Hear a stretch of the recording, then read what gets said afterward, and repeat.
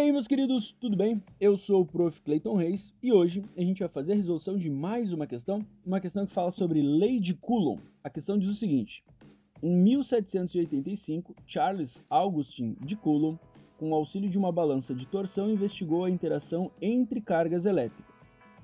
A balança é composta por uma haste isolante com duas esferas em suas extremidades, sendo uma isolante, contrapeso, e outra condutora, como mostram as figuras abaixo. Então ali do lado a gente tem as figuras que vão descrevendo, vão mostrando o que a gente está descrevendo aqui na leitura. Todo o conjunto é suspenso por um fio de torção. Quando o sistema entra em equilíbrio, a esfera condutora é carregada com uma carga Q1 e outra esfera com carga Q2 é aproximada da esfera metálica. O sistema sofre uma torção que depende do sinal e intensidade das cargas. Com isso, é possível determinar a força de interação entre as esferas carregadas em função do ângulo de torção. Assim, assinale a alternativa que descreve a lei de Coulomb. Bom, apesar da leitura longa, e do experimento e tudo mais, é uma questão bem simples, porque tu basicamente tem que lembrar da fórmula, lembrar das relações. O que é a lei de Coulomb? Basicamente, a lei de Coulomb ela descreve a interação de forças entre corpos carregados. Então, essa força, que a gente chama de força elétrica, depende de uma constante que está associada ao meio, depende do produto entre as cargas, a carga Q1 e a carga Q2, em módulo, porque o sinal não importa aqui nessa situação, nesse cálculo,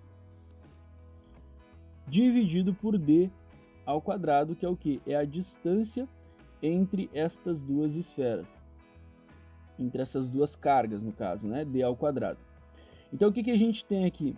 Que a força elétrica ela é diretamente proporcional ao produto das cargas Q1 e Q2. O que quer dizer diretamente proporcional? Quer dizer que quanto maior o produto das cargas, proporcionalmente maior vai ficar a força. Então, quanto menor o produto das cargas, proporcionalmente menor vai ficar a força. Elas vão aumentar e diminuir proporcionalmente e juntas. Já com a distância, a gente tem o quê? Uma relação inversamente proporcional ao quadrado da distância, que é o que está embaixo ali, Por que inversamente? Porque à medida que a distância entre as cargas aumentar, eu vou ter uma diminuição da força.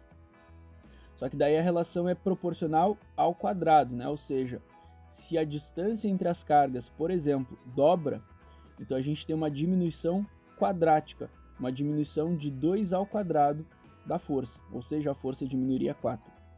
Se a distância entre as cargas triplica, a força diminuiria 9 vezes, sempre essa relação quadrática, até porque a gente tem na fórmula ali, um quadrado, mas é uma relação inversa. E o que a gente teria que fazer era procurar isso nas alternativas.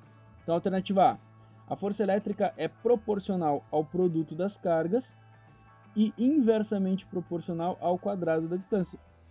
A resposta certa para essa questão é a resposta A, que ela diz exatamente o que eu falei. Vamos olhar as outras só para ver o que está errado. A força elétrica é proporcional ao produto das massas. Não tem nada a ver com massas, tem a ver com as cargas. C. A força elétrica é proporcional ao somatório das cargas, e inversamente proporcional à distância entre eles. Ela não é proporcional ao somatório, e sim ao produto.